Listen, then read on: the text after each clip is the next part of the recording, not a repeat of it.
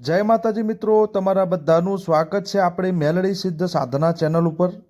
તો મિત્રો, આજના વિડીયોમાં આપણે વાત કરીશું કે માતાજીની પરીક્ષા, માતાજી તમારી પરીક્ષા કેવી પરીક્ષા લેશે, કઈ રીતે તમારી પરીક્ષા લેશે। આ મિત્રો, આ જે વિડીયો હું તમને જે જાણકારી આપવાનો છું એ આપણા ચેનલના એક સભ્યની જ કોમેન્ટ છે। કેમ કે કાલે જે વિડીયો અપલોડ કર્યો હતો એમાં એક કોમેન્ટ હતી કે માતાજીની પરીક્ષા એટલે શું અને માતાજી આપણી પરીક્ષા કઈ રીતે લઈ શકે છે।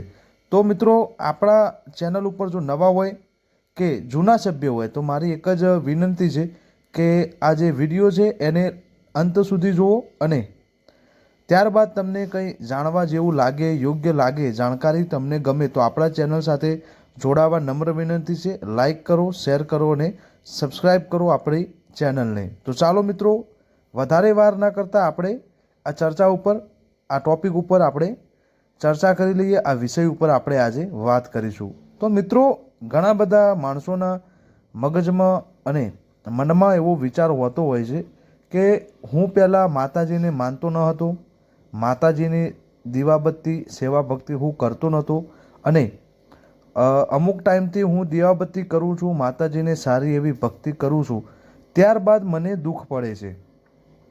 પહેલાં હું માતાજીને કે ભગવાનને માનતો ન હતો અને અને ત્યારે હું કંઈ પણ કરતો ન હતો, કોઈ માતાજીની દીવાબત્તી કે ધૂપધાપ પણ કરતો ન હતો, એમની ભક્તિ પણ કરતો ન હતો અને હું અત્યારે એમની સેવા ભક્તિ કરું છું, મનથી એમને માનું છું અને એમની ભક્તિ કરું છું, છતાંય મને પહેલાં કરતાં વધારે દુઃખ પડે છે। તો એનું કારણ શું હોય છે? તો મિત્રો, હું તમને જણાવી દઉં કે એ શા કારણે બનતું હોય છે, કયા કારણે બનતું હોય છે અને કેમ બનતું હોય છે અને માતાજી તમારી કેવી કેવી કઠોર પરીક્ષા લેશે એ આજે હું તમને જણાવવાનો છું। એના પહેલાં મિત્રો, એક જ વસ્તુ તમને કહું છું કે વિડીયોને અંત સુધી જુઓ। બીજું કે મિત્રો, જ્યારે માતાજી તમારી પરીક્ષા લેશે, માતાજી તમે જ્યારે માતાજીની ભક્તિ ચાલુ કરો છો ત્યારે અમુક માણસો એવું કરે છે કે કેવું કરતા હોય છે, અમુક માણસો શું કરતા હોય છે કે માતાજીની પરીક્ષા લેતા હોય છે, માતાજીના પણ પારખા લેતા હોય છે। એમ જ મિત્રો, જ્યારે તમે પણ માતાજીને પૂજવા લાગો છો, માતાજીને તમારી એવી ઈચ્છા હોય છે કે માતાજી અમારી મનોકામના પૂરી કરે, અમારા ધારેલા કામ કરે, અમારે માતાજીની સવારી, અમુક માણસો સવારી માટે પણ ભક્તિ કરતા હોય છે, અમુક કામ કરવા માટે, અમુક કામ કરાવવા માટે પણ ભક્તિ કરતા હોય છે, માતાજીને માનતા હોય છે, માનતાઓ લેતા હોય છે, બાધાઓ લેતા હોય છે અને ઘણી બધી એવી શરતો અને પ્રમાણ માગે છે દેવના। ત્યારે મિત્રો, જ્યારે તમે ભક્તિમાં રચો છો, માતાજી તમારી ભક્તિ સ્વીકારવા લાગે છે એટલે માતાજી પણ તમારી પરીક્ષા લેતા હોય છે। હવે એ માણસો જે માતાજીને માને છે શ્રદ્ધાપૂર્વક અને એમને વધારે દુઃખ પડતું હોય છે, તો એનું કારણ એક જ હોય છે કે જ્યારે તમે ભક્તિ ભાવથી માતાજીને ચમરો છો, માતાજીને નિયમિતપણે દીવા ધૂપ કરો છો અને માતાજીને જ્યારે તમે સમરો છો અને તમારી ભક્તિ સીધી માતાજી જોડે જવા લાગે છે, માતાજી અને તમારો દોર બંધાય છે, ત્યારે માતાજી પણ તમારે તપાસ કરે છે કે આ જે વ્યક્તિ જે છે એ મારા લાયક છે કે નહીં। કેમ કે મિત્રો, એ દેવ છે એટલે દેવને ખાર વેર ને ઝેર હોય નહીં, બરાબર? અને માણસોનો જે સ્વભાવ છે, એમાં જ રહેલું છે આ ખાર વેર ઝેર। કેમ કે અમુક જે માણસો હોય છે એ શું કરતા હોય છે, જ્યારે એમને દેવ મળે છે, જ્યારે એમને દેવની સવારી થાય છે, દેવનો હથ્થો એમના જોડે આવી જાય છે, ત્યારે એ માણસો છે એનો ઉપયોગ છે એ ખોટા કામમાં વધારે ઉપયોગ કરે છે, કોકનું ખોટું કરવામાં, કોકનું નખોદ કાઢવામાં, કોકનું એવું એમનામાં એક વૃત્તિ હોય છે કે મારા જોડે આ શક્તિ છે તો એ એમનો દુરુપયોગ કરતા હોય છે।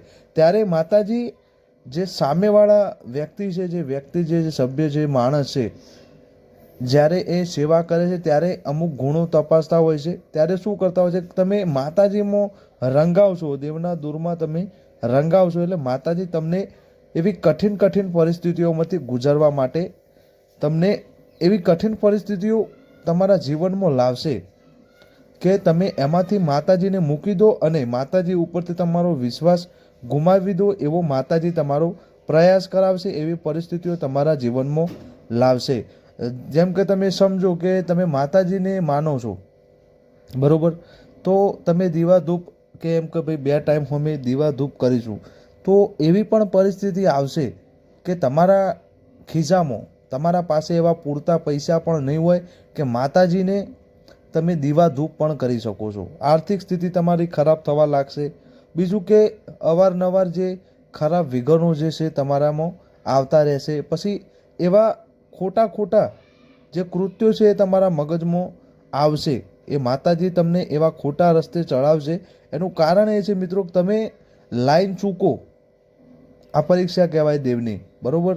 તમે લાઈન ચૂકો એવું માતાજી તમને પ્રયાસ કરાવશે, અને એમાં તમે જો પાસ થઈ ગયા, બરાબર, ઘણી બધી એવી વિપત્તિ પડશે.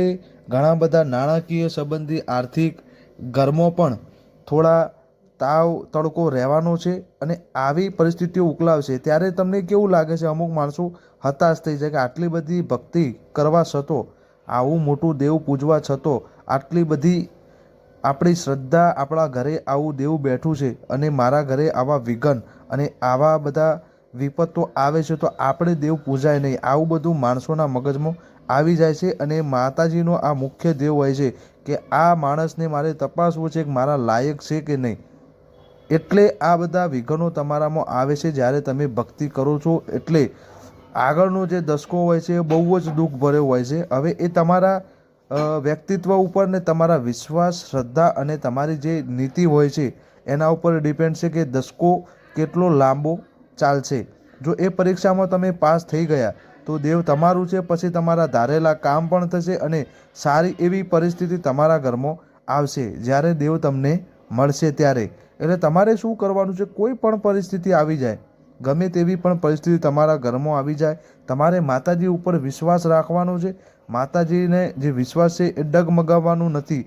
જો માતાજીની પરીક્ષામાં તમે પાસ થઈ ગયા અને એ કઠોર જે દસકો છે, જે વિપત્તિવાળો દસકો છે, એમાં પણ તમે દેવનું નામ નથી મૂકતા, ત્યારે માતાજી તમારા ઉપર રીઝે છે, પ્રસન્ન થાય છે, અને તમારી ગમે તેવી પરિસ્થિતિ હશે એમાંથી તમને ઉગારીને એવી સારી એવી પરિસ્થિતિ જે તમે કોઈ દાડો વિચારી નહીં હોય, તમે જે કાસ્ટના હશો, જે પરિસ્થિતિમાં જીવતા હશો, એ પરિસ્થિતિમાં રહીને તમને એવો વિચાર જ નહીં આવે કે હું પણ આટલા તકે અને આટલા લેવલ ઉપર પહોંચી શકું છું. એવી જગ્યાએ માતાજી તમને મૂકી દેશે ઉપાડીને.